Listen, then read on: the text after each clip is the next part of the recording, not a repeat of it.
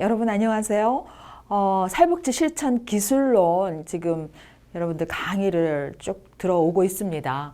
요번에는 다섯 번째 시간으로 해결 중심 모델에 대해서 제가 설명드리려고 그래요. 이 모델은 굉장히 여러분한테 유용한 모델이 될 겁니다. 그리고 그 사회복지 실천 기술 기법 중에서 가장 최신의 가장 효과적이고 가장 효율적으로 전 세계적으로 많이 사용되는 모델이기 때문에 저도 이 모델을 너무나 좋아하고 많이 사용했던 모델입니다. 그래서 강의하는 저 스스로도 매우 흥미진진한데요. 한번 좀 강의 시작해 볼까요? 그 해결 중심 모델의 이제 그 첫 번째 시간으로 그 지난번에 강의에서 배웠던 것을 먼저 한번 좀 회상을 해보겠습니다. 강의가 연결되는 거기 때문에요. 지난번에는 인지행동 모델에 대해서 배웠습니다. 그래서 인지행동 모델 주로 철학적인 백그라운드가 어떻게 됐는지, 또 개념은 어떤 게 있었는지, 그리고 인지행동 모델의 주요 치료 목표라든지 치료 과정, 또 스킬 앤 테크닉, 기법은 어떻게 되어 있는지, 제가 지난 시간에 이야기했던 게 인지행동 모델의 주로 5가지 치료 모델에 대해서 이야기를 드렸습니다. 첫 번째로는 앨리스의 그 모델 말씀드렸고요. 두 번째로는 그 아론백의 인지치료 모델, 또 세 번째로는 현실치료, 또 네 번째로는 그 인지이론, 또 다섯 번째로는 행동주의 이론에 대해서 그 기법, 또 어떠한 방법을 어떠한 과정에서 사용해야 되고 또 무엇을 강조점을 두는지에 대해서 제가 설명을 드렸습니다. 오늘은 해결 중심 모델에 대해서 해결 중심 모델의 어떠한 철학적인 백그라운드가 어떻게 되어 있고 또 어디에서 그 근원이 나왔고 기본 개념은 어떤 게 있는지 뿐만 아니라 또 그 인지행동 모델의 개입 목표라든가 또 개입 그 프로세스는 어떻게 진행이 되는지, 또 기법들, 또 그 다양한 어떠한 그 나름대로의 질문 기법이 있는데 이런 것들은 어떻게 활용할 수 있고 어떻게 그 적용할 수 있는지 예를 들어서도 설명을 한번 해보겠습니다. 해결 중심 모델 하면은 그 여러분들이 많이 들어보지 못하셨을 겁니다. 실은 이게 전 세계적으로 엄청나게 그 붐을 일으키고 있고 많이 현실적으로 사용되는 기법 중에 하나예요. 과거의 패러다임을 완전히 그 쉬프트하는, 바꿔놓는 그러한 모델인데, 그 1970년대 정신건강연구소, 이제 여러분들 저 MRI 이렇게 돼서 이게 무슨 자기 공명 무슨 저 사진 촬영 병원에 가서 하는 건가 이렇게 생각하실 수도 있는데, 이 정신건강연구소를 MRI 이렇게 얘기합니다. Mental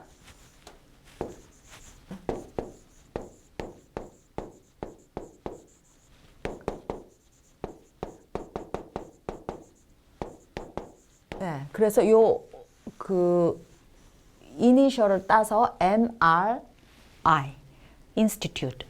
그래서 그 대부분의 이제 그 보고서를 보면은 그 MRI 연구소에서 이러이러한 연구가 나왔다. 이렇게 정신건강연구소 이런 거 얘기 안 하고 그러면은 여러분들 도대체 이게 뭘까라고 생각을 하실 텐데, 그 정신건강연구소라고 이렇게 그 생각을 하시면 되겠습니다. 여기에서 연구를 하던 베이트슨이라든가 에릭슨 같은 학자에 의해서 영향을 받았는데, 여기에서 또 여러분들이 그 혼돈스러울 수가 있어요. 내가 아는 에릭슨이라는 학자가 나왔다. 베이트슨은 좀 잘 들어보지 못했는데 에릭슨 나왔다. 지난번에 내지는 옛날에 심리학에서 그 에고 사이콜로지 또는 뭐 인간의 행동과 사회 환경에서 에릭슨의 자아 정체감, 그 에릭슨인가? 이렇게 생각하실 텐데 아닙니다. 다른 사람이에요. 밀턴 에릭슨이라 그래요. 그래서 앞에 M자를 붙이면은 딱 그 정확하게 구분이 되는데, 여러분들이 알고 계신 또 많이 들어봤던 그 인간의 행동과 사회 환경이라든가 에고 사이콜로지, 다른 심리학에서 들어봤던 그 심리학자, 정신과 의사는 에릭슨이에요. 지금 제가 이야기 드리려고 하는 학자는 밀턴 에릭슨이랍니다. 그래서 다른 학자입니다. 그래서 베이트슨이라든가 밀턴 에릭슨의 영향을 굉장히 많이 받은 그 스티브 디쉐저라는 학자가 있는데, 이 스티브 디쉐저하고 그의 그 동료들에 의해서 개발된 기법이 그 해결 중심 모델입니다. 예. 그래서 제가 왜 이것을 이야기 드리냐면 이 원류를 아셔야지 이 모델이 이해가 됩니다. 예. 근데 이 스티브 디쉐저라는 이 학자는 우리하고 굉장히 친숙해요. 이 그 부인, 와이프 되시는 분이 한국인이에요. 한국인 그 부인이 인수 김버그야. 인수 킴. 예. 인수킴이어가지고 이분이 그 한국인이에요. 그래서 이 그 스티브 디쉐저하고 해결 중심 모델을 굉장히 많이 전 세계적으로 강연하러 다니고 치료하고, 지금은 뭐 스티브 디쉐저 그 지금 살아계시진 않지만 한국에 한 20년 전에 엄청나게 많이 와가지고 그 이것을 적용시키기 위해서 무척 노력을 했고, 한국 지부를 설치를 그 하고 전 세계적으로 이 브릿지를 굉장히 그 활동적으로 적극적으로 운영하고 있는데, 그 한국의 문화 내지는 그 사람들이 이것을 적극적으로 생각을 변화시켜서 받아들이는데 좀 한계를 가지고 있는 것 같아요. 새로운 것을 받아들이고 그것을 적용해서 응용해서 발전시키는 그 힘이 우리한테 있는데, 그 저는 이 스티브 디쉐저와 인수 김버그의 이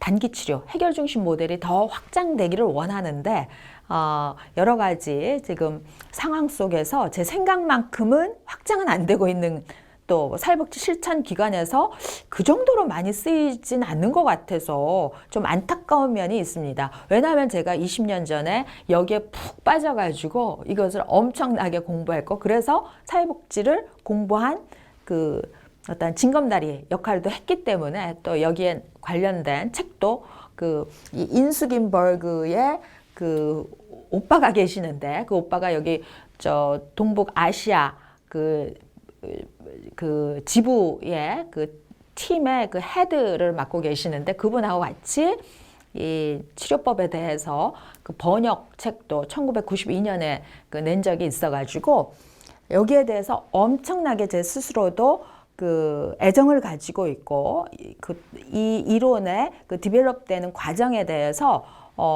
지켜보고 있는 사람 중에 한 사람입니다.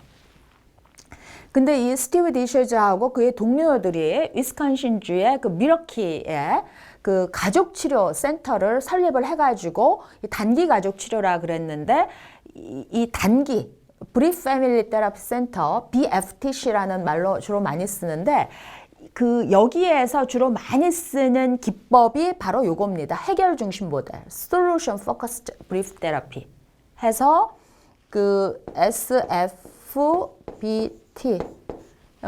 요것이 우리나라로 들어와 가지고 지금 해결 중심 모델, 그 다음에 사회복지 실천 기술론 교재에서 해결 중심 모델이라는 챕터를 하나 딱 그 가지고 최근에 이것을 많이 그 강의하고 있는 상황인 것 같아요. 네. 그래서 해결 중심 모델의 어떤 철학, 이것을 여러분들이 아셔야지 이 모델을 전반적으로 그림을 이해하실 텐데, 이 문제 원인 분석 이런 거 잘 안 합니다. 그러니까 프로이드처럼 과거에 저기 깊은 심연 무의식 세계로 들어가서 문제 원인을 분석해야지 해결을 할 수 있다, 이런 관점이 아니에요. 뭐를 보나 하면은 클라이언트의 강점을 보는 거예요. 지금 여기에서. 완전히 다른 기법입니다. 그래서 그 클라이언트 자신이 자기가 문제를 해결할 수 있는 자원도 가지고 있고 해결책도 가지고 있고 그 문제 해결하는 전문가라고 인정을 하고 바라보는 그러한 관점입니다. 그런 의미에서 다른데, 이러한 그 해결 중심 모델의 그 과정에 들어가기 위해서는 이 사회복지사의 그 신념, 마음이 굉장히 중요해요. 클라이언트를 인정해 줘야 됩니다. 클라이언트와 동등한 위치에 서가지고 클라이언트가 해결책을 스스로 찾을 수 있도록 도와주는 게 사회복지사의 역할입니다. 뭐 가르쳐주고 교육시키고 훈련시키고 이러한 그 지난주에 배웠던 인지행동 모델하고 또 틀려요. 네. 그래서 함께 클라이언트가 자기가 가장 익숙한 방법으로 가장 잘할 수 있는 방법으로 문제 해결을 할 수 있도록 그 자원을 함께 찾아주는 그러한 도우미 역할, 멘토 역할 이런 역할을 한다라고 생각을 하시면 되겠어요. 그래서 그 클라이언트가 여태까지 그 힘들었던 상황, 문제에서 해결하지 못하고 그 문제 수렁텅에 빠져가지고 있던 그 상황, 그것을 다 경청하면서 그 속에서 클라이언트가 가지고 있는 강점, 스트렝스를 다른 시각으로 바라볼 수 있도록 하는 게 바로 이 모델의 장점이자 특징이라고 할 수 있겠습니다. 해결 중심 모델은 이 세 가지 어떠한 관점 및 그 어프로치에 영향을 받았는데, 첫 번째로는 그 에릭슨의 치료적 관점, 밀턴 에릭슨이라 그랬죠. 밀턴 에릭슨의 치료적 관점. 두 번째로는 사회 구성주의 관점. 세 번째로는 강점 관점. 예, 강점 관점. 예, 이렇게 세 가지가 요 해결 중심 모델에 엄청난 영향을 줬고 근원이 되는 어떤 베이스라인이다라고 생각을 하시면 되겠습니다. 그래서 제가 밀턴 에릭슨에 대해서 좀 더 자세히 밀턴 에릭슨의 생애를 알면 이 사람이 왜 해결 중심 모델의 근원의 중심에 섰는지, 원류인지 아시게 될 겁니다. 그 밀턴 에릭슨은 1901년에 태어나서 1980년에 돌아가셨어요. 한 80세 정도 사셨는데 현대 심리학 분야에 엄청난 영향을 미친 정신과 의사입니다. 근데 이 사람의 특징이 기존의 심리치료 이론에 정형화된 띠오리가 있고 가설이 있고 어떠한 그 프레임에 딱 갇혀가지고 치료를 하는 그 정형화된 치료 기법이 아니라 환자마다 치료하는 게 다릅니다. 예. 그래서 이 밀턴 에릭슨 같은 경우에는 그 스스로의 어떤 저서나 발표보다도 밀턴 에릭슨한테 배웠던 제자들의 저서에서 계속해서 이야기하다 보면은 그 오리지널 원류가 밀턴 에릭슨이라는 이름이 계속 나오니까 도대체 이 사람이 누군가, 여기에서 유명해지기 시작한 사람입니다. 그래서 이 밀턴 에릭슨은 애리조나주의 파닉스에서 그 밀턴 에릭슨 연구재단을 만들어가지고 여기에서 그 제자들과 계속 연구를 해내면서 주로 이제 그 정신과 의사로서 새로운 문제를 해결하는 상담 기법이라든가 새로운 관점을 많이 이야기하는 독특한 치료 기법을 가지고 운영하고 있는 재단이죠. 그 밀턴 에릭슨의 생애를 한번 좀 살펴보면은 이 생애 속에 요 답이 있다라고 생각이 돼서 제가 여러분한테 소개를 드리려고 그래요. 1901년에 태어났습니다. 그래서 네바다주에서 광산촌에서 태어났는데 원래 이 밀턴 에릭슨이 9명의 형제 자매가 있는데 그 중에 세 번째로 태어났어요. 그래서 할아버지는 노르웨이 사람입니다. 그래서 아버지 알버트는 그러니까 굉장히 자상한 아버지였었는데 12살 때 돌아가셨어요. 그래서 여러 가지 격정의 방랑 생활, 물론 미국 안에서였지만 그런 생활을 합니다. 밀턴 에릭슨의 아버지인 알버트는 생계 유지를 하기 위해서 16살 때 어디로 가나 하면은 위스콘신주로 떠납니다. 그래서 거기에 농장 주인 딸 클라라하고 결혼을 해요. 어머니죠. 밀턴 에릭슨의 어머니죠. 그리고 나서 돈을 좀 더 벌어야 되겠다. 그래서 서부로 다시 갑니다.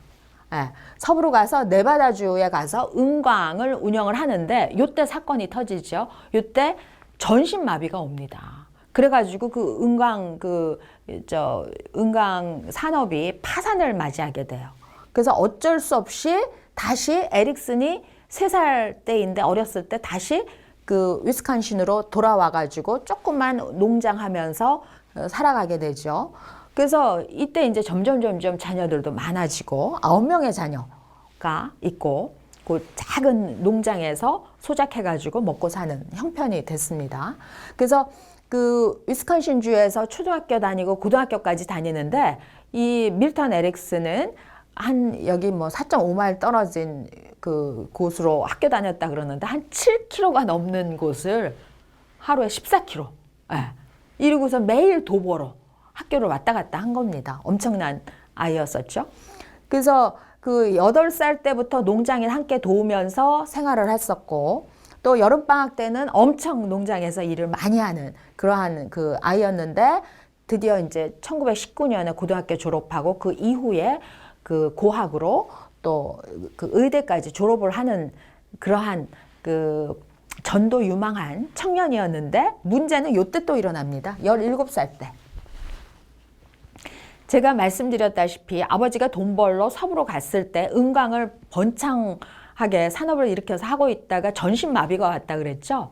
이 밀턴 에릭슨도 17살 때 전신마비가 옵니다. 이게 유전병이었던 것 같아요. 이 에릭슨의 집에. 예. 그래가지고 움직일 수 있는 거는 눈. 예. 눈하고 귀밖에 없었어요. 전신이 꼼짝도 아무것도 움직일 수 없는 그러한 상황이었다라는 거죠. 그래서 마비가 온 날 이제 급하니까 이제 왕진 의사를 불렀는데 그 의사가 어머니한테 이야기합니다. 오늘 밤 아드님 못 넘깁니다. 근데 그 눈하고 귀가 살아있다 그랬었잖아요. 그 꼼짝도 못하고 있는 상황 속에서 귀로 그 미세하게 들리는 그 음성을 다 듣습니다. 아, 의사가 내가 죽는다. 오늘 밤 못 넘기고 죽는다. 그 이야기를 듣는 순간 어떠한 힘이 분출했는지 모르지만 살아야 되겠다라는 욕구가 확 올라왔던 거죠.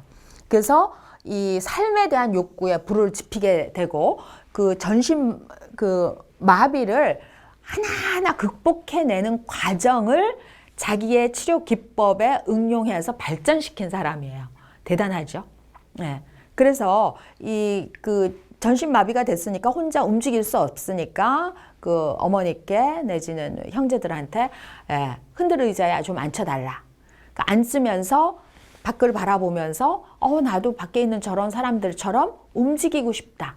그 강력한 120%의 강력한 그 소망이 그 본인의 그 신체를 살짝 이렇게 움직이게 되는 겁니다.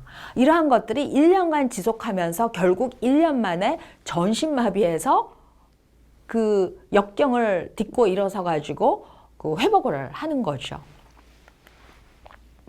예. 그래서 그 본인의 그 강한 소망만으로도 자신도 모르는 사이에 그 미세한 근육들이 움직이기 시작됐고 그 엄청난 전신마비라는 그 진짜 징벌 같은 그러한 병의 상황에서 회복이 됐다라는 거죠. 그래서 점점 그 몸이 좋아지면서 기적을 이루게 되는데 이 과정들이 다 치료 기법의 그 이론으로 내지는 기법으로 활용이 됩니다. 그래서 그 밀턴 에릭슨은 이러한 자신의 어떤 경험들을 산 경험이죠. 직접적인 경험들을 치료에 응용해가지고 그 다른 클라이언트들도 적절한 치료적인 컨텍스트가 주어진다면은 분명히 다른 사람들도 나처럼 극복할 수 있다라는 게 신념이에요. 그래서 그런 신념에서 그 상담 기법, 전략, 기법 이런 것들이 그 기존에 그 당시에 유행했던 상담 기법하고 완전히 차별화되는 그러한 그 동기, 계기가 되는 거죠. 에릭슨의 치료적 기법은 정리를 해보면은 클라이언트 스스로가 어떤 가지고 있는 문제 해결의 그 보고, 자원, 그것을 활용하자라는 겁니다. 그래가지고 클라이언트가 가지고 있는 문제 해결책, 그리고 이 문제 해결을 하기 위해서 새로운 어떠한 행동 유형을 어떻게 구축해야 될까? 요것을 클라이언트와 같이 협력해가지고 만들어 나가는 거예요. 네. 그러니까 동업자가 되는 거죠. 그러니까 굉장히 그 재미있는 아이디어의 치료 기법, 또 사회복지 실천 기술이라고 생각하시면 되겠어요. 그래서 그 에릭슨의 치료적 접근을 좀 더 깊이, 한 걸음 더 깊이 살펴보면은 대부분의 다른 심리 이론이 갖지 못하는 어떤 한계를 뛰어넘는 꾸준한 도전이 있었다라고 평가되고 있고요. 그리고 기존의 이론에다가 클라이언트의 문제를 끼워 맞춰서 그 이론에 의해서 해결하려고 하는 게 아니라 클라이언트 있는 그대로에서 내가 바라보는 문제 해결 모델이라는 새로운 관점을 가지고 클라이언트의 맞춤식 접근을 함으로써 클라이언트의 문제 해결 능력을 증진시키는 방법, 이런 겁니다. 그래서 밀턴 에릭슨이 이렇게 얘기해요. 나는 클라이언트를 만날 때마다 새로운 이론과 접근을 만들어낸다. 왜냐하면 클라이언트가 100명이면 100명마다 가지고 있는 특징, 그가 가지고 있는 문제 해결의 자원이 다 틀리다라는 거죠. 그렇기 때문에 매일 새로운 이론과 접근을 만들어낸다라고 이야기하고 있고요.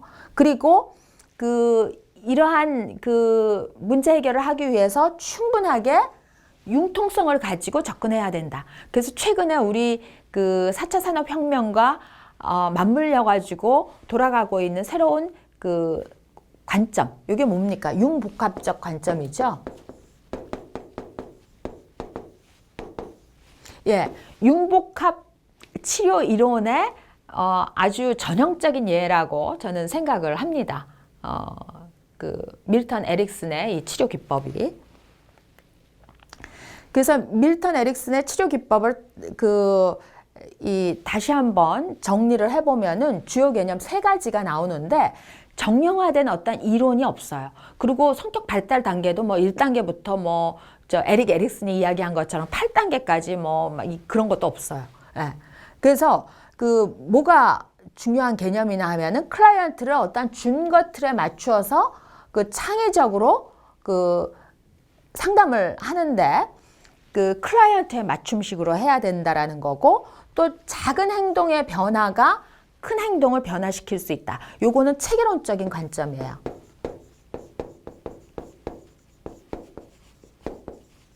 네, 체계론적 관점에서 따온 거예요. 그리고 클라이언트와 함께 협력 체계를 구축을 해야 되는 거고요. 꼭 함께 해야 돼요. 또 사회복지사가 지식이나 기술 면에서 다양한 경험 면에서 많이 한다고 앞서 나가면 안 돼요. 아무리 꼬맹이 클라이언트라도 그 클라이언트가 가지고 있는 자원에서 문제 해결이 나와야지 가르쳐주고 제시해주고 그게 아닙니다. 그래서 클라이언트의 강점과 자원을 활용한다라는 게 굉장한 차원이 다른 방법이라는 것을 계속 이해해 주셨으면 좋겠어요. 다른 이론하고 어떻게 차이가 나느냐? 그 당시 이 1930년대, 50년까지 지그문트 프로이드의 이론은 절대적이었었어요. 그래서 지그문트 프로이드 군단이라는 말을 썼거든요. 예. 그래서 지그문트 프로이드에 대적할 수도 없었고, 그 커다란 흐름 속에 다른 군소 이론들은 이렇게 명함도 못 내미는 그런 상황이었었는데, 또 이때 또 1930년대 전후 해가지고 행동주의 이론이 나오기 시작했고 인본주의 이론도 나오기 시작했습니다. 이러한 전통적인 이론하고는 달리 이러한 해결 중심 이론은 기존의 이론하고는 완전 패러다임이 다른 단기적이고 효율성에 초점을 맞춘 이론이었다는 거 기억을 해주시기 바랍니다. 그러면은 정신분석하고의 차이점은 무엇인가? 정신분석 하면은 지금은 또 프로이드를 여러분들 기억을 하시면 됩니다. 예. 그러면은 다른 말로 이야기해서 심내적인 무의식의 세계를 강조하는 이론하고는 어떻게 틀린가? 이 해결 중심 모델에서는 아동기의 발달 과정에서 고착된 어떠한 문제들에 대해서 막 그것을 분석하고 에너지를 들여가지고 살펴보고 진단하고 이러지 않아요. 네. 그래서 주로 인간의 성격이라는 거는 뭐예요? 예전에 굉장히 어려운 상황이었다 하더라도, 예전에 문제였다 하더라도 지금은 변할 수 있다. 달라질 수 있다. 그리고 인간은 항상 달라지길 원한다. 이것이 바로 이 해결 중심 모델에서 가지고 있는 철학입니다. 그래서 여러분들한테 해결 중심 모델이 가지고 있는 전반적인 철학적인 배경, 또 이게 어디에서 왔는지를 설명하면은 이 해결 중심 모델이라는 것을 다른 이론과 헷갈리지 않고 잘 정립을 할 수 있을 것 같아서 제가 좀 더 요 앞부분에 어떤 서론적인 배경 또 생애까지도 정리를 해와가지고 여러분한테 소개를 드렸답니다. 그리고 또 스티브 디 쉐저, 인수긴버그 하고 가졌던 어떤 개인적인 경험까지도 여러분들 이해하라고 이렇게 설명을 드렸는데 해결 중심 모델에 대해서 어떠한 느낌이었는지 저는 훨씬 더 새롭고 긍정적이고 효율적이고 또 한번 해볼 만한 재미있는 이론이다. 이렇게 느끼셨기를 바라면서 이번 첫 강의를 마치겠습니다. 다음 시간에는 이 다른 이론하고 어떠한 차이점이 있는지를 보다 더 한 걸음 더 들어가서 분석해 보면서 이 해결 중심 모델의 다양한 치료 과정 또 목표 이런 것도 살펴보도록 하겠습니다. 수고 많으셨습니다.